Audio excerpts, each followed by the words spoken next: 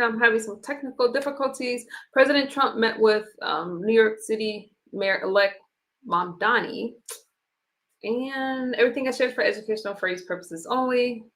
I'm going to get right into the video because I don't have that much time today, okay? Hopefully it works this time. I don't know.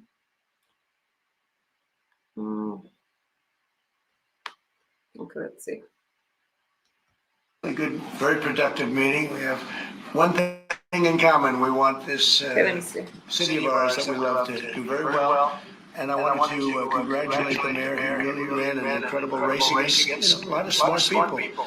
Starting with the early primaries against some very tough people, very smart people. And he beat him easily. And I congratulated him. And we talked about some things in very strong common, like housing and getting housing built, and food and prices, and the price of oil is coming way down. That anything I do is going to be good for New York. If I can get prices down, it's good for New York, and we've got them down, way down from last year. We have, as you know, I've been saying to a lot of people, Walmart said that Thanksgiving this year is exactly 25% less than last year. So that's good for New York, good for everybody. But I just want to congratulate. I think you're going to have hopefully a really great mayor. The better he does, the happier I am. I will say there's no this went well. Party. There's no difference in anything, and we're going to be helping him to make everybody's dream come true. Having a strong and very safe New York. And congratulations, Mr. Mayor. Thank you, Mr. President. Thank you. I appreciate it. Please. I appreciated the meeting with the president, and as he said, it was a productive meeting focused on a place of shared admiration and love, which is New York City, and the need to deliver affordability to New Yorkers, the 8.5 million people who call our city their home, who are struggling to afford life in the most expensive city in the United States of America. We spoke about rent, we spoke about groceries, we spoke about utilities, we spoke about the different ways in which people are being pushed out, and I appreciated the time with the president. I appreciated the conversation. I look forward to working together to deliver that affordability for New Yorkers. Thank you very much. Any questions, please? President Stephen Nelson from the New York Post. I have a question for you, and then also one for Mayor-elect. Sure. For you, you referred to Mr. Mamdani as a communist. Can you describe why you feel that way? And also, will you do anything to stop him from arresting Prime Minister Netanyahu if he visits New York? Well, we didn't discuss your second part of the question, and on your first part, I mean, he's got views a little out there, but who knows? I mean, we're going to see what works, or he's going to change also. We all change. I changed a lot from when I first came to office. It's now. I do wonder, what does President Trump really think about Mamdani, but, you know, time will tell. Quite a while ago. Quite a while. My first term was great. We had the greatest economy in the history of our country. We're doing even better now. We're doing much better now than we did even the first term. And I can tell you, some of my views have changed. And we had discussions on some things. I'm not going to discuss what they were, but that I feel very confident that he can do a very good job. I think he's going to surprise some conservative people, actually. And some very liberal people, he won't surprise them because they already like him. And Mr. Mamdani, it sounds like you had a productive discussion, but just days ago you referred to President Trump as a despot who betrayed the country. You said he would be his worst nightmare and accused of a fascist agenda. Is it bad? Are you planning to retract any of these remarks in order to improve the relationship? I think both President Trump and I, we are very clear about our positions and our views, and what I really appreciate about the president is the meeting that we had focused not on places of disagreement, which there are many, and also focused on the shared purpose that we have in serving New Yorkers. And frankly, that is something that could transform the lives of the 8.5 million people who are currently struggling under a cost of living crisis, with 1 in 4 living in poverty. And the meeting came back again and again to what it could look like to lift those New Yorkers out of struggle and start to deliver them a city that they could do more than just struggle to afford it, but actually start to live in it. And I've been called much worse than a despot, so it's not that insulting. Maybe I think he'll change his mind after we get to working together. Yes, please. Good. Okay, myself. Okay. Sure. You said that Hezbollah in Lebanon is not in a good position, and Lebanon now is the final unresolved after Gaza and Syria. Given your assessment, like what you say for the race today is the United States, Lebanon, And what is your next move to push toward disarmament? Sure. Well, we are pushing for total disarmament of Hamas and frankly everybody else. And we actually have peace in the Middle East. As you know, the King of Saudi Arabia just left yesterday. We had some great meetings, and he's made a contribution toward the United States of more than $1 trillion. We have now over $20 trillion coming in. No country has ever had anything like that, not even close. If you go to 2 trillion or 1 trillion, it's a lot. We have 20 or 21 trillion dollars. I think that Hezbollah has been a problem, and Lebanon, big problem. We're working with Lebanon. We're working with everybody in the Middle East. That's another thing I think we have in common. We want to see peace in the Middle East, and we actually have now for the first time peace in the Middle East after 3,000 years. And now we're going to refine it, and I think you're going to see some very positive things happen. What is the potential to invite the Lebanese president? Oh, sure.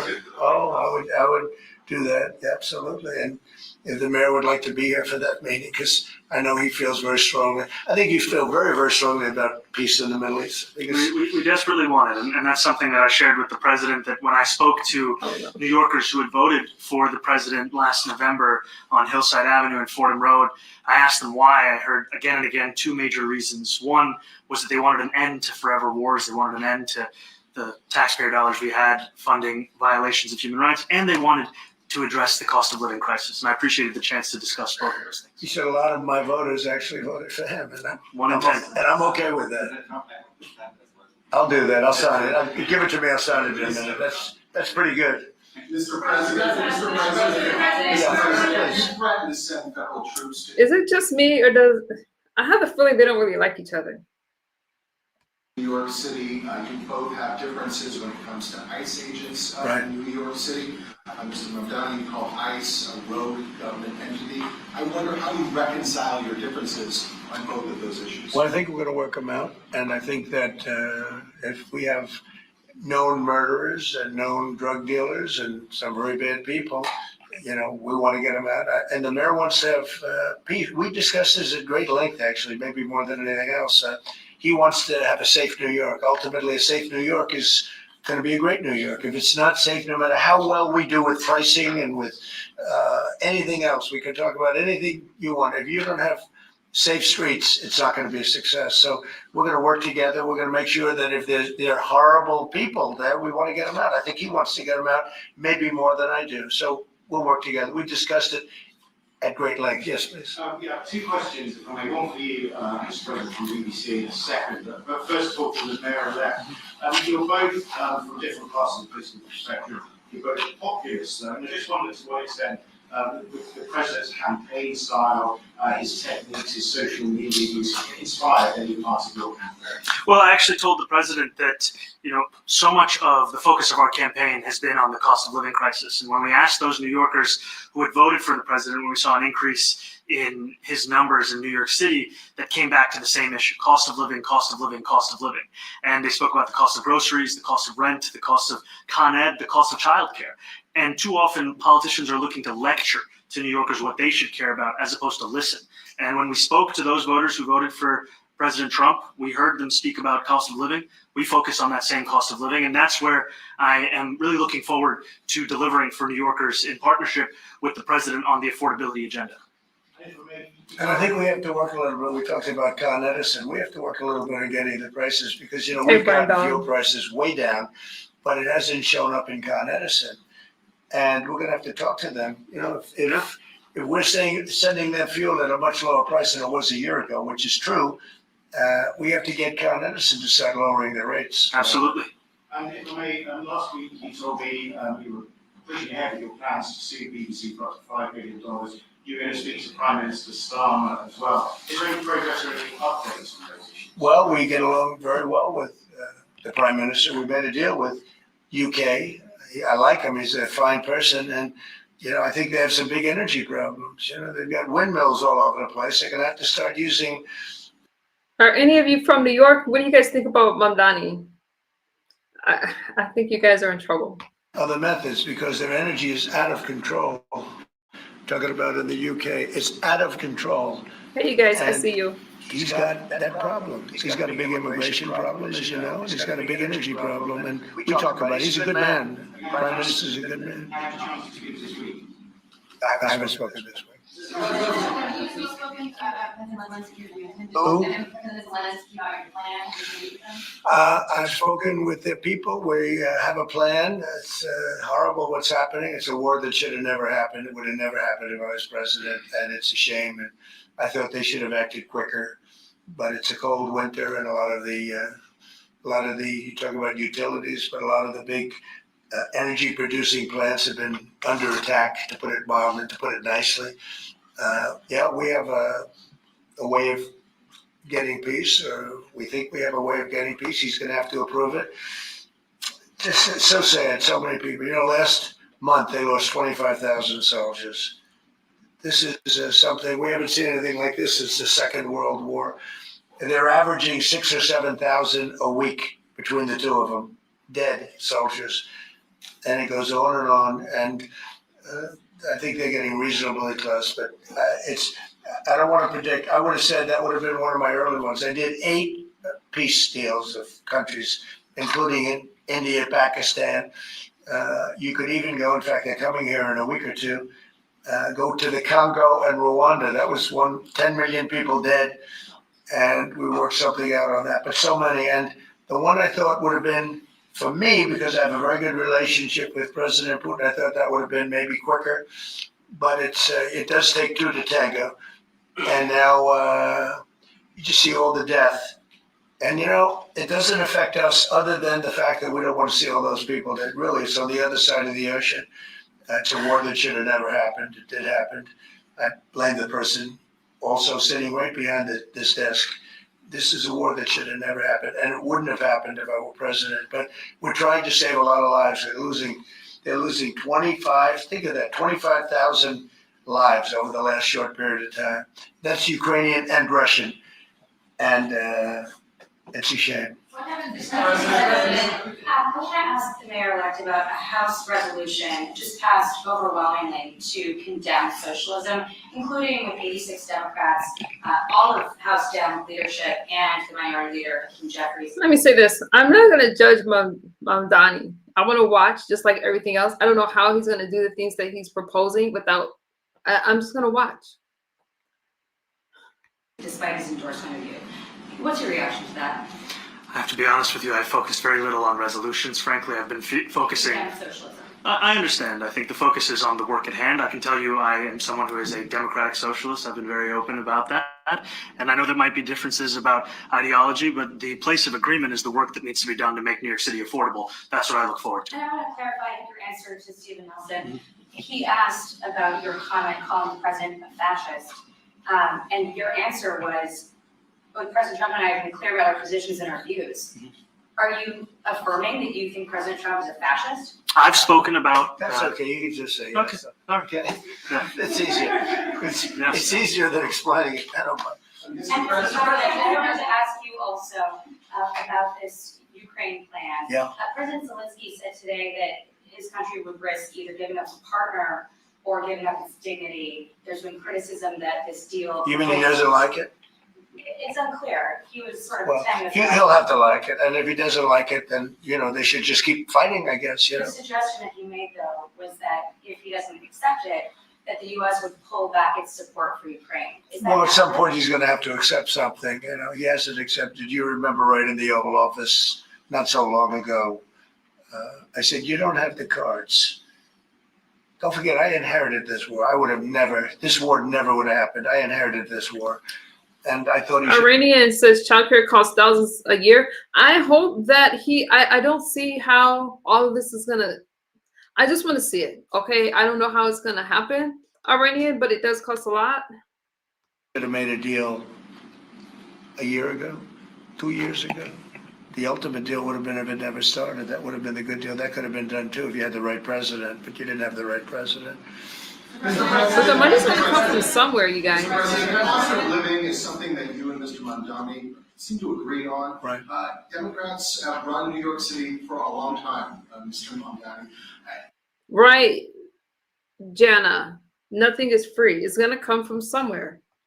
Do you see Democrat policy specifically as being a problem? And I'd like that be a question that both of you can answer in New York City. Look, I think that there are many things in our city where we have to own the responsibility of it, things that existed long before the president was the president. And those are also part of the message of our campaign, was to take on a broken politics of the past.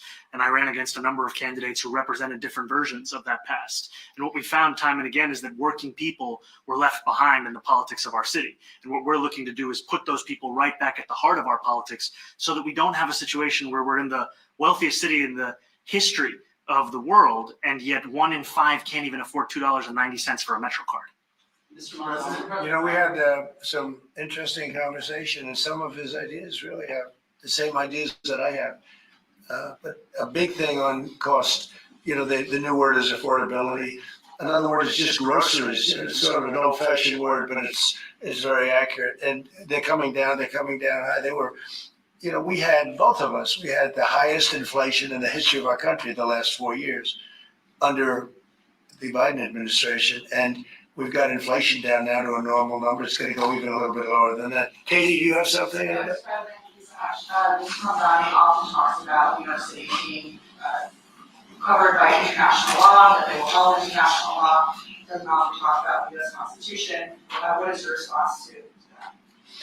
Well, I don't know what you refer to in terms of it could be covered by international law, local law. It's covered by a lot of laws, but it's covered by U.S. law. Are you referring to anything in particular? You just said that they're a city that endorses and enforces international law. Is that at odds with? No, I don't know. Would you want to? Do you want to respond? Yeah, I think what I've shared with the president is our desire to not only follow the laws of our own city, laws that protect New Yorkers, but also a desire for consistency in our politics across the board. And that's something that we've talked about, and something that I know many New Yorkers want. We discussed ICE and New York City, and I spoke about how the laws that we have in New York City allow for New York City government to speak to the federal administration for about 170 serious crimes. The concerns that many New Yorkers have are around the enforcement of immigration laws on New Yorkers across the 5 boroughs, and most recently we're talking about a mother and her 2 children, how this has very little to do with what that is. Mr. Mamdani. What we did is we discussed crime more than ICE per se. We discussed crime, and he doesn't want to see crime, and I don't want to see crime. And I have very little doubt that we're not going to get along on that issue. He wants to, and he said some things that were very interesting as to housing construction, and he wants to see houses go up. He wants to see a lot of houses created, a lot of apartments built, etc. And you know, we actually people would be shocked, but I want to see the same thing. Mr. Mamdani, anti-Israel protesters. Jack? I want to know from the policies as well that Mayor-elect Mamdani talked a number of times about on the campaign was shifting the tax burden for property taxes from what he called minority communities to white-based communities and putting more taxes on white people. I also noticed that in your acceptance speech, you didn't mention anything about America or Christians or white people in general. And so I didn't know if that was one of the policies that you guys had spoken about. We focus on affordability. We focus on the cost of living crisis. What I will say is that I am very much interested in property tax reform, because what we see right now in New York City is a system that is so inequitable that it can't even stand up in court. And the president and I spoke about the importance of not only building more housing, but also making sure that regulation of housing is something that is manageable to actually get through, and not the cause of yet another weight that we see in our But to be city. clear, you're continuing this idea of race-based property taxes. No, to be very clear, That's what you said. no, the use of the term was a description of neighborhoods, not a description of intent. So you intend to tax the whiter neighborhoods more? No, we intend to create a fair property tax system, because we want a New York City that is not only fair and equitable, but also one that every New Yorker can afford. Mr. Mamdani, anti-Israel protesters Please, go ahead. Mr. Mamdani, anti-Israel protesters just targeted a synagogue in New York. Are you concerned about Jewish New Yorkers feeling welcome and safe in the city? And President Trump, you threatened to cut off federal funding to New York City. What policies would prompt you to do that? Would that be city-run grocery stores, or be something else? Well, I think Thank you for the jewels, Ziv Belarus. Thank you so much. Hey, D Manhattan, I see you. Thank you so much for the jewel. Thank you, guys. if we didn't get along, whether it's cut off or just make it a little bit difficult or not give as much, we want to see, I use the term, we don't want good money going after bad. And we don't want that to happen. I don't think that's going to happen. I did say that, subject to what policies are being set. We had a meeting today that actually surprised me. He wants to see no crime. He wants to see housing being built. He wants to see rents coming down, all things that I agree with. Now, we may disagree how we get there. The rent coming down, I think one of the things I really gleaned very much today, he'd like to see him come down ideally by building a lot of additional housing. Yeah. That's the ultimate way. He agrees with that, and so do I. But if I read the newspapers and the stories, I don't hear that.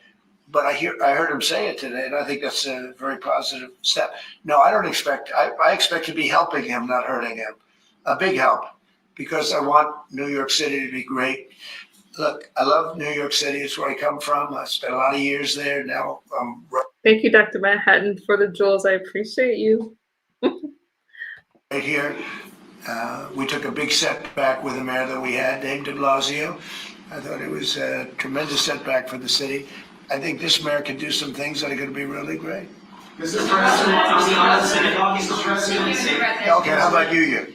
Go ahead, please. You're a billionaire. You have a different address nowadays than you used to. You used to call New York City home. Would you feel comfortable living in New York City under a Mamdani administration? Yeah, I would. I really would. Especially after the meeting. Absolutely. What makes you comfortable? We agree on a lot more than I would have thought. The I talk think is cheap. I want him to do a great job, and we'll help him do a great job. He may have different views, but in many ways, we were discussing when Bernie Sanders was out of the race, I picked up a lot of his votes, and people had no idea because he was strong on not getting ripped off in trade and lots of the things that I've practiced and been very successful on. Tariffs, a lot of things. Bernie Sanders and I agreed on much more than people thought. And when he was put out of the race, I think quite unfairly, if you want to know the truth, many of the Bernie Sanders voters voted for me. And I felt very comfortable, frankly, in seeing that and saying that. And, just turned out to be a statistical truth. But no, I feel very comfortable. I would feel very, very comfortable being in New York, and I think much more so after the meeting. Yes, please. Thank you, Mr. President. I have a question for you, but a very quick one for the mayor. Why did you fly here? Aren't trains greener? I'll use every form of transit, and I want to make sure that they're all affordable in New York City, and that's why making buses fast and free is a centerpiece of our community. Did Where's you? the bus that Well, goes? but I know, but if you flew, that's a lot quicker too. I mean, he's working very hard. For him to be, that's a very long drive. I'll stick up for you. The plane takes you 30 minutes and driving takes you a And long. Mr. President, I was wondering if you could clear up some confusion around a Washington Post report. There was this explosive report that the Coast Guard is no longer going to characterize swastikas and nooses as hate symbols. DHS called that a lie and fake news. Can you clear up? I don't know That's a anything good about it. When was this written? Yesterday? Well, Fake the news. Coast Guard's an incredible group of people. I know them very well. We just ordered a lot of new Coast Guard cutters. Beautiful, the most magnificent ship. They look like yachts with lots of guns on them. So I don't know. I haven't seen any report like that, but certainly we want them to remain a great force, and they are. Mr. President, and you did a piece in all the 9 months Yes. around the world. I would like to ask Mr. Mamdani, you've accused the U.S. government of committing genocide in Gaza while President Trump was working on peace. Why that? I've spoken about the Israeli government committing genocide, and I've spoken about our government funding it. And I shared with the president in our meeting about the concern that many New Yorkers have of wanting their tax dollars to go towards the benefit of New Yorkers and their ability to afford basic dignity. And what we see right now is we're in the 9th consecutive year of more than 100,000 school children being homeless in our city. And there's a desperate need not only for the following of human rights, but also the following through on the promises we've made New Yorkers. And I appreciated the meeting we had and the work that we can Do do. you agree that President Trump didn't do a peace and work hard to make the peace? Because he worked hard to do the peace in the East and everywhere. Do you agree with that? I appreciate all efforts towards peace, and I shared with President Trump that when I spoke to Trump voters on Hillside Avenue, including one of whom was a pharmacist that spoke about how President Trump's father actually went to that pharmacy not too far from Jamaica Estates, that people were tired of seeing our tax dollars fund endless wars. And I also believe that we have to follow through on the international human rights. And I know that still today, those are being violated, and that continues to be work that has to be done no matter where we're speaking of. Mr. Thank you, Mr. President. Do you view the mayor-elect as the true leader of the Democrat Party? And do you think Leader Schumer and Leader Jeffries, have to follow his lead? Well, look, I hope they have great leaders. This is a man that right now I think is focused on New York City. I really think he has a chance to do a great job. We're going to help him, but I really think he has a chance to do a great job. But I'll let you answer that. Do you consider yourself the leader of the Democrats? I think it's more appropriate for him. This is I consider awkward myself to me. the next mayor of New York City, and I keep my horizons firmly on New York City. And I appreciate the meeting with the president, which focused again on the 5 boroughs and whether New Yorkers could afford to live there. By the way, being the mayor of New York City is a big deal. Absolutely. I always said, one of the things I would have loved to be someday is the mayor of New York City. Being the mayor of New York, and especially now, because I think you're at really a turning point, one way or the other. It could go great, or it can go in a different direction. And I think you really have a chance to make it great. I appreciate what you're doing. Mr. President, you said you love New York City. Mr. Mamdani, does New York City love President Trump? New York City loves a future that is affordable. And I can tell you that there were more New Yorkers who voted for President Trump in the most recent presidential election because of that focus on cost of living. And I'm looking forward to working together to deliver on that affordability agenda. I got a lot of votes.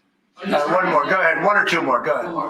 I tell you, the press has eaten this thing up. I've had a lot of meetings with the heads of major countries. Nobody cared. This meeting that you people have gone, outside you have hundreds of people waiting. This is just a small little group. For some reason, the press has found this to be a very interesting meeting. The biggest people in the world, they come over from countries nobody cares, but they did care about this meeting, and it was a great meeting. Go ahead.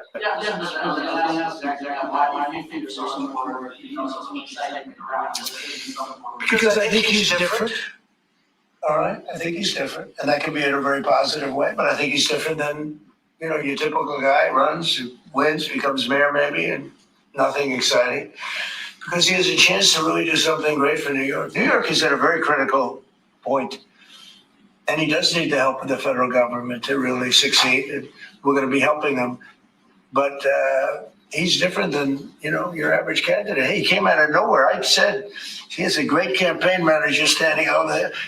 He came out of nowhere. Would you start off at 1 or 2? And then I watched. I said, "Who is this guy?" He was at 1, then he was at 3, then he was at 5, then he was at 9, then he went up to 17. I said, let's get a little bit of trust there, right?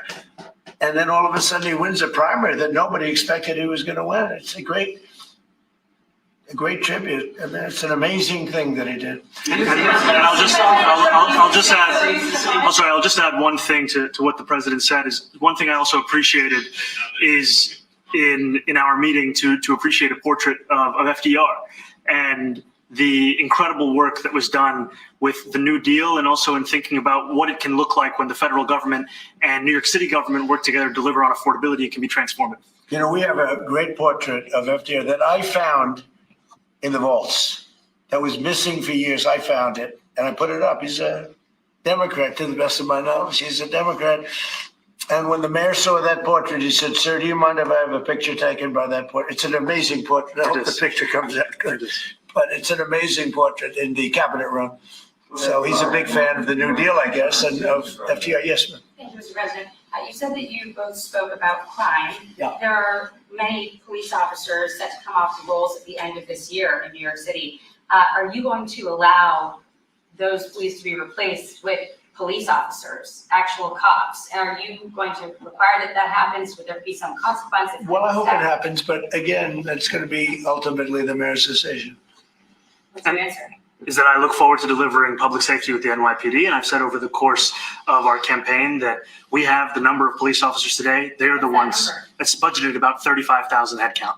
And I think the key thing is that we have to make it easier for police to focus on police work, not ask them to respond to 200,000 mental health calls a year. So is that a reduction from what you're at right now? Or are you committing to maintaining the same level of cops? I've committed over the course of the campaign to maintain the 35,000. That's the headcount that we had through the campaign. And not replace them with caseworkers, social workers. No, I've said that's the head count that we want. What we need to do is make sure they can focus on serious crime. And he just retained a great police commissioner, I believe, right? Yes, If yes, the- we did, Commissioner Fish. If the newspapers are correct. That one they're correct about. He retained, I think, somebody that is she's a good friend of some of the people in my family, of Ivanka, and they say she's really good, really competent, and he just retained her, so that's a good sign. Mr. President, if I may, Really? Okay, I didn't know that.